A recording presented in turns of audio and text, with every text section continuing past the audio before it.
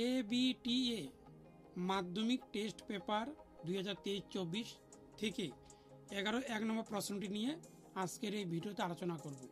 এখানে হচ্ছে 2.8 সেমি দৈর্ঘ্যের ব্যাসার্ধ বিশিষ্ট একটি বৃত্ত অঙ্কন করো।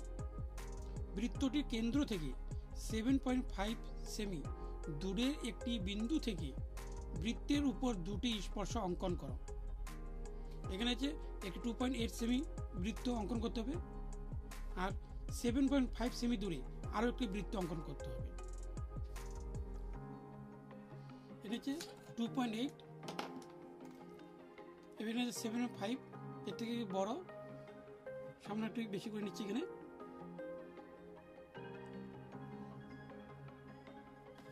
এখানে নাম দিলাম ও। এবার প্রথমে হচ্ছে 2.8 সেমির একটি ব্যাসার্ধ, এই ব্যাসার্ধ থেকে একটি বৃত্ত অঙ্কন করতে হবে। এখানে একটা বৃত্ত অঙ্কন করতে হবে। তারপরে হচ্ছে 7.5 সেমি একটি বহিস্থ বিন্দু, অর্থাৎ বাইরে একটা বিন্দু নিতে হবে, আর এই বিন্দুর নাম হচ্ছে এ। এবার এটিকে হচ্ছে অর্ধেকের বেশি করে নিয়ে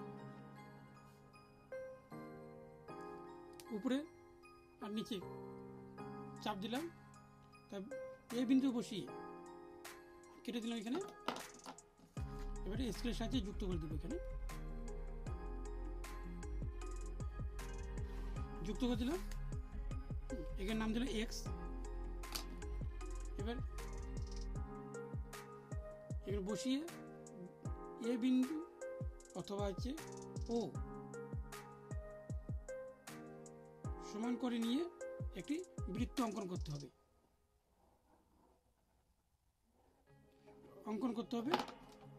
এরপর হচ্ছে স্কেলের সাহায্যে এ থেকে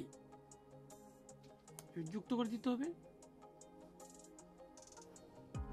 আর এখানে হচ্ছে এখানে যুক্ত হয়নি, এখানে হচ্ছে এ থেকে একটি এখানে যুক্ত করে দিতে হবে।